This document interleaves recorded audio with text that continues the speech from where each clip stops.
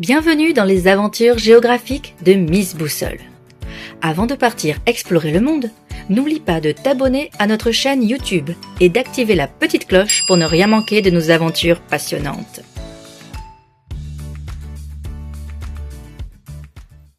Quelle est l'origine de nos aliments? Chaque jour, nous consommons une grande variété d'aliments.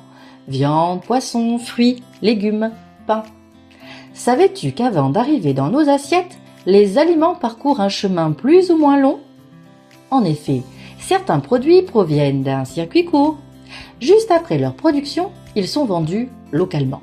C'est le cas, par exemple, lors des ventes directes au verger de Saint-Rustis, près de Toulouse, ou lorsque ces pêcheurs proposent le fruit de sa pêche directement sur le port du Lavandou. D'autres, d'un circuit plus long. D'autres aliments sont produits dans des régions françaises plus éloignées de ton domicile. Même si tu habites dans le Pas-de-Calais, tu peux par exemple savourer des clémentines corses, des melons de Cavaillon, des bovins du Massif central ou encore des volailles de Bretagne. Et parfois même de très loin. Certains produits parcourent des milliers de kilomètres et proviennent d'outre-mer ou de pays étrangers comme les saumons de Norvège ou d'Écosse, les bananes de Martinique ou encore les avocats du Pérou. Cela nous amène à un autre point essentiel. Plus un produit parcourt de kilomètres avant d'arriver jusqu'à toi, plus son transport consomme de l'énergie et génère de la pollution.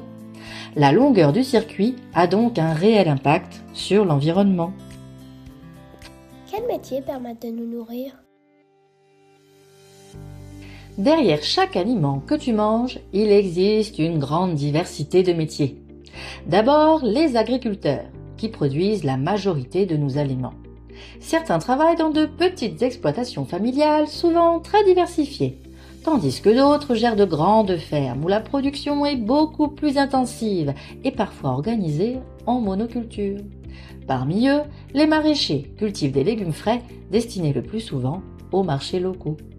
Sur le littoral, les pêcheurs côtiers ramènent leurs prises chaque jour, tandis que la pêche industrielle utilise de grands bateaux qui partent plus longtemps en mer et pêchent en grande quantité. De leur côté, les élevages aquacoles produisent des poissons d'eau douce et d'eau de mer dans des bassins ou directement sur site, afin de répondre à une demande de plus en plus importante. Pour les autres aliments, c'est le même principe. Certains métiers travaillent au plus près du produit frais et d'autres relèvent de l'industrie.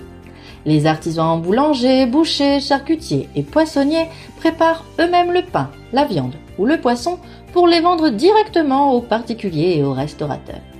À l'inverse, les usines agroalimentaires découpent, emballent ou cuisinent de grandes quantités destinées aux supermarchés et aux cantines.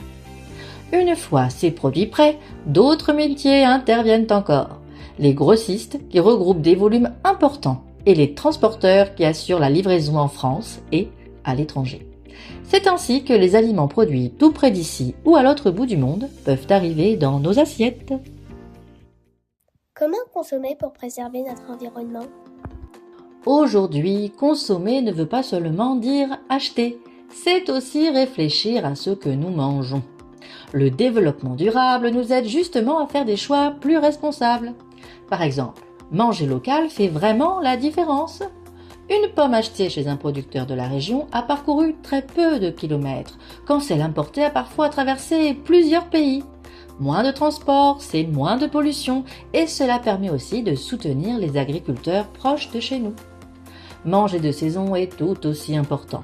En hiver, les tomates cultivées sous serre chauffée utilisent beaucoup d'énergie. Au contraire, choisir les fruits et légumes du moment, comme les poireaux, les carottes ou les pommes, réduit l'impact sur l'environnement. Le même principe s'applique aux poissons ou à la viande. Privilégier la pêche artisanale ou des élevages qui respectent mieux les animaux aide à préserver les ressources naturelles.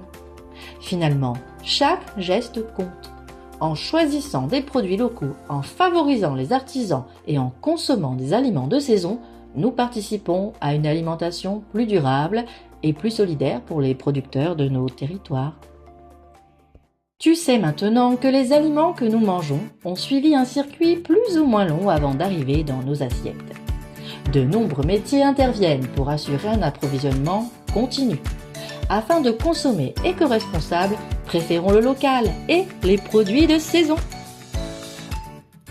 Retrouvez-nous pour en savoir plus sur la géographie en téléchargeant la séquence complète qui accompagne cette vidéo.